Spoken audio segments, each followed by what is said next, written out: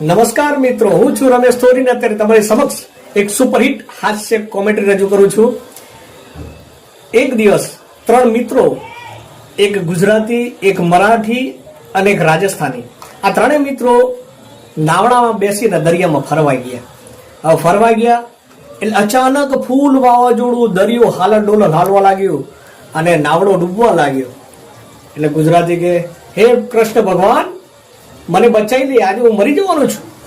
તો કૃષ્ણ ભગવાન છન્ન લઈને પ્રગટ થયા અને ગુજરાતીને બચાવી લીધો. પછી રાજસ્થાની કે, મને કોણ બચાવે? હે ભગવાન, મને બચાવી લો, હું મરવાની તૈયારીમાં છું. તો રાજસ્થાનના દેવતા એમને આવીને છન્ન કરીને બચાવીને સાઈડમાં લઈ લીધા. રહ્યો મહારાષ્ટ્રી, તો મરાઠી, હે ગણપતિ દાદા, મુજે બચા લે. એટલામાં ગણપતિ દાદા છન્ન લઈને પ્રગટ થાય છે અને આવીને ડાન્સ કરવા માંડે છે. એટલે